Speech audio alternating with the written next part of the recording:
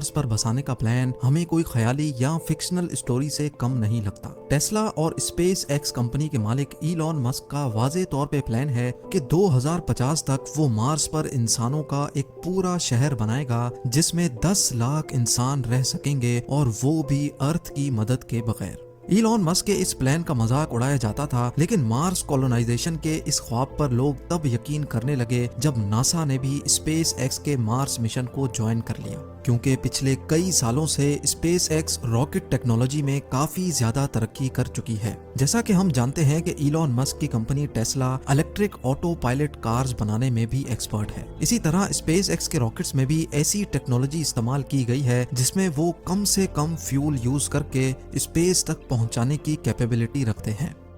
Mars, जो कि अर्थ से 6 करोड़ 20 लाख किलोमीटर दूर है, वहां तक इंसानों को पहुंचाने के लिए एक खास स्टारशिप बनाई जा रही है जो इलॉन मस्क के मुताबिक टेस्ला में इस्तेमाल होने वाली बैटरीज पर ऑपरेट होगी, यानी उसमें फ्यूल कम से कम इस्तेमाल किया जाएगा। मार्स तक तो वो इंसानों को पहुंचा देगा, लेकिन सवाल ये उठता है कि मार्स पर इंसानों की कॉलोनी कैसे मुमकिन होगी। आखिर इलॉन मस्क और नासा इस हरे भरे अर्थ को छोड़कर इंसानों को इस बंजर मार्स की जमीन पर क्यों बसाना चाहते हैं? ना ही वहाँ सांस लेने के लिए ऑक्सीजन है, ना ही खाने पीने का सामान, और ना ही -100 डिग्री सेल्सियस जितनी सर्दी में सर छुपाने की जगह। जब वहाँ इंसान के रहने की कोई बेसिक फैसिलिटी भी मौजूद नहीं है, तो आखिर मार्स पर इंसानों की कॉलोनी बनाना मुमकिन कैसे होगा? ज़ेम टीवी की वीडियोस में एक बार फिर से खुशामदीद। नाजरीन, यही वो सवालात हैं जिनके जवाब आप इस वीडियो में जान सकेंगे। सबसे पहले बात करते हैं कि जब इस अर्थ पर इंसान के रहने की सारी नेचुरल फैसिलिटीज मौजूद हैं, तो फिर इंसानों को मार्स पर भेजने की जरूरत ही क्या है? पिछली कई सदियों से हमारे प्लेनेट अर्थ की हेल्थ के ऊपर जो भी रिसर्च हो रही थी, अफसोस के साथ उन तमाम रिसर्च के रिजल्ट्स नेगेटिव आए हैं। साइंसदानों का कहना है कि जब से इंसान ने फॉसिल फ्यूल्स यानी पेट्रोल और गैस का इस्तेमाल शुरू किया है, तब से अर्थ का टेम्परेचर बढ़ता चला जा रहा है, और एक वक्त ऐसा आएगा जब ये टेम्परेचर इतना ज्यादा हो जाएगा कि अर्थ पर किसी भी जानदार का रहना मुमकिन नहीं होगा। एक सर्वे के मुताबिक हर 10 सालों में अर्थ का एवरेज टेम्परेचर 0.16 डिग्री सेल्सियस जितना बढ़ रहा है। यानी जिन गर्म इलाकों में अभी इंसान बसते हैं, अगर ये सब ऐसे ही चलता रहा तो आज से 150 सालों के बाद वहाँ इंसान का रहना मुमकिन नहीं होगा। टेम्परेचर बढ़ने की वजह से ग्लेशियर्स भी धड़ाधड़ पिघल रहे हैं, जिनकी वजह से फ्लड्स, साइक्लोन्स और सुनामी का चांस भी बढ़ता जा रहा है। बात सिर्फ फ्यूल के इस्तेमाल की ही नहीं है। इस पॉल्यूशन ने हमारे अर्थ की ओजोन लेयर को भी डैमेज कर दिया है। वो ओजोन लेयर जो सूरज से निकलने वाली जानलेवा रेस से हमें बचाती है, वो भी अब आहिस्ता आहिस्ता करके डैमेज होती जा रही है। यानी एक तरफ पॉल्यूशन से पैदा होने वाली गर्मी और दूसरी तरफ खौफनाक सोलर रेडिएशंस। साइंसदानों को एक बात तो कंफर्म हो चुकी है कि एक ना एक दिन हमारा अर्थ रहने के काबिल नहीं बचेगा, और यही वजह है कि हम इंसान अपने लिए एक दूसरा घर यानी एक दूसरा प्लेनेट अभी से ढूंढ रहे हैं। लेकिन सिर्फ मार्स ही क्यों? हमारे सोलर सिस्टम में तो दूसरे भी कई प्लैनेट्स मौजूद हैं, तो फिर आखिर मार्स को ही क्यों चुना जा रहा है?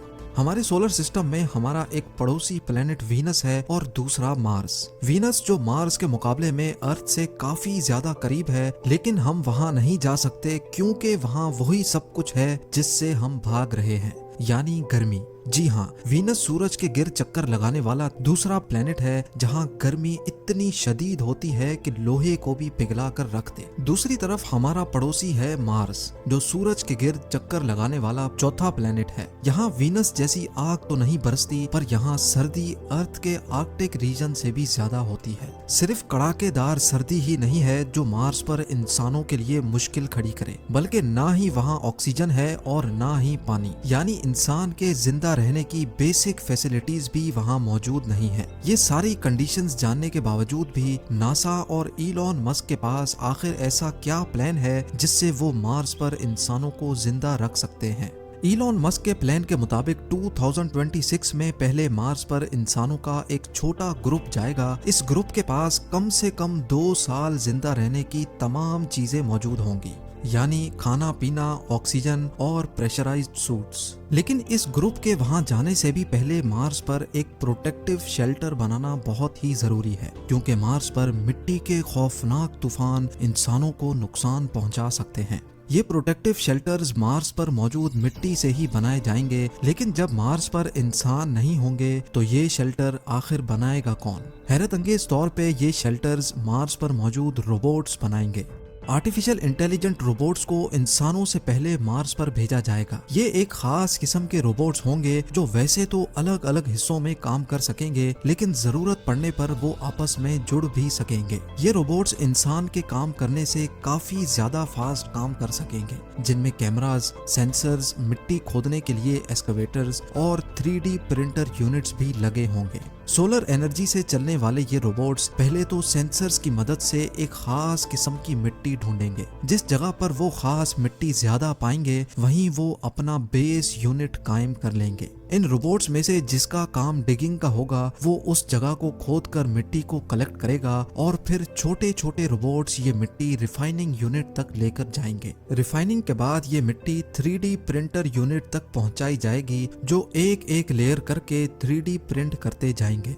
कई महीनों तक ये काम ऐसे ही चलता रहेगा, जिसको अर्थ से बैठकर भी मॉनिटर किया जा सकेगा। शेल्टर कंप्लीट होने के बाद स्टार्ट होगा रोबोट्स का दूसरा फेज। अब मार्स पर पहली बार इंसानों का एक ग्रुप लैंड करेगा। क्योंकि इंसान यहाँ पहली बार लैंड करेंगे, इसीलिए इनके पास काफी सारा सामान भी मौजूद होगा। मार्स पर मौजूद रोबोट्स इंसानों को वहाँ वेलकम करेंगे, उनका सामान उठाकर लैंडिंग साइट से बेस यूनिट तक लेके जाएंगे और बेस यूनिट के शेल्टर के अंदर छोटे छोटे यूनिट्स को रखा जाएगा, जो अपने आप इन्फ्लेट हो जाएंगे। क्योंकि मार्स का एटमॉस्फेरिक प्रेशर बहुत ही कम है, इसी वजह से इंसान वहाँ इन प्रेशराइज्ड यूनिट्स में रहेंगे। यानी इन यूनिट्स में अर्थ की तरह आर्टिफिशियल प्रेशर बनाया जाएगा। ये सारे प्रेशराइज्ड केबिन्स एक दूसरे से जुड़े होंगे और इनको इलेक्ट्रिसिटी देने के लिए एक सोलर फार्म रोबोट्स की मदद से कायम किया जाएगा। अगर किसी इंसान यूनिट से बाहर जाना होगा तो एक स्पेशल गाड़ी केबिन के दरवाजे से आकर फिक्स हो जाएगी, ताकि दरवाजा खोलने से अंदर का प्रेशर लीक ना हो सके। अब बारी होगी मार्स पर एक ग्रीन हाउस बनाने की, ताकि मार्स पर वेजिटेशन की जा सके। साइंस रिसर्च के मुताबिक मार्स पर स्टार्टिंग में सिर्फ पोटैटोज और बीन्स लगाए जा सकेंगे। ग्रीन हाउस के अंदर प्लांट्स जैसे जैसे बड़े होंगे, उनमें से एक ऐसी चीज निकलेगी जिसका होना मार्स पर बहुत ही ज्यादा जरूरी है, और वो है ऑक्सीजन। जी हाँ, ये प्लांट्स मार्स पर सब्जियों के अलावा इंसानों को ऑक्सीजन भी देंगे, लेकिन ये ऑक्सीजन इतना ज्यादा नहीं होगा, इसलिए जल्द अज जल्द मार्स पर ऑक्सीजन बनाने का भी बंदोबस्त किया जाएगा। हैरत अंगेज तौर पे ये एक्सपेरिमेंट मार्स रोवर पहले ही कर चुका है। एक स्पेशल डिवाइस जो सोलर एनर्जी के जरिए ऑपरेट होगी, वो मार्स के एटमॉस्फेयर से कार्बन डाइऑक्साइड को लेकर उसमें से हीट और इलेक्ट्रिकल करंट पास करेगी, जिससे ऑक्सीजन कार्बन डाइऑक्साइड से अलग हो जाएगा और उस ऑक्सीजन को कलेक्ट कर लिया जाएगा। यानी अब इंसानों की एक छोटी टीम वहां ऑक्सीजन भी बना सकेगी। खाने के लिए उनके पास सिर्फ 2 डिश ही सही, पर खाना मौजूद होगा।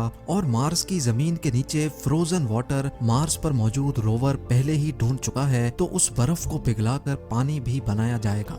100 बातों की एक बात, मार्स पर भेजे गए इंसान अब बगैर अर्थ की मदद से जिंदा भी रह सकेंगे और वक्त पड़ने पर वापस अर्थ की तरफ रवाना भी हो सकेंगे। लेकिन क्या ये सब ऐसे ही चलता रहेगा? क्या मार्स पर जाने वाले लोग कभी भी अपने केबिन से बाहर नहीं निकलेंगे? अगर मार्स पर जाकर भी ऐसी ही जिंदगी गुजारनी है, तो फिर इतने ज्यादा ताम झाम की आखिर जरूरत ही क्या थी? साइंसदानों के पास इस मसले का कोई सॉल्यूशन तो नहीं है, लेकिन उनका ये ख्याल है कि अगर मार्स के एटमॉस्फेयर में कुछ ऐसी चेंजेस की जाएं जिससे मार्स का टेम्परेचर बढ़ जाए, तो शायद आने वाले 100 या 200 सालों के बाद मार्स वैसा ही हरा भरा हो सकता है जैसा अभी हमारा अर्थ है। यानी साइंसदानों के मुताबिक मार्स का टेम्परेचर बढ़ाने से वहाँ दोबारा जिंदगी पाई जा सकती है, और इस काम के लिए जो आइडियाज दिए जा रहे हैं वो जानकर यकीन करना मुश्किल होगा।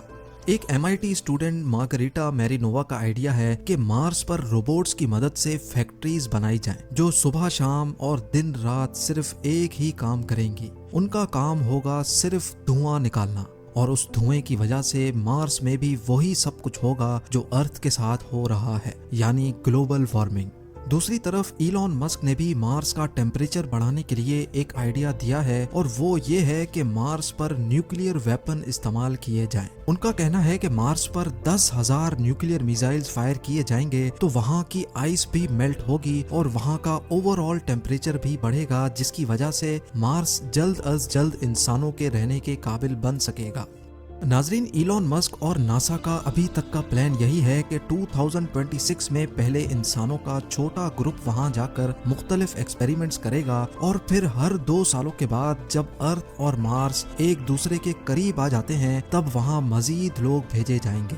2050 तक मार्स पर 10 लाख लोग ऐसे ही प्रेशराइज्ड केबिन्स में रहेंगे और साथ साथ मार्स का टेम्परेचर बढ़ाने के लिए भी कोशिशें की जाएंगी। उनका ख्याल है कि 100 या 200 सालों के बाद वो मार्स को भी अर्थ जैसा प्लेनेट बनाने में कामयाब हो जाएंगे। उम्मीद है ज़ेम टीवी की ये वीडियो भी आप लोग भरपूर लाइक और शेयर करेंगे।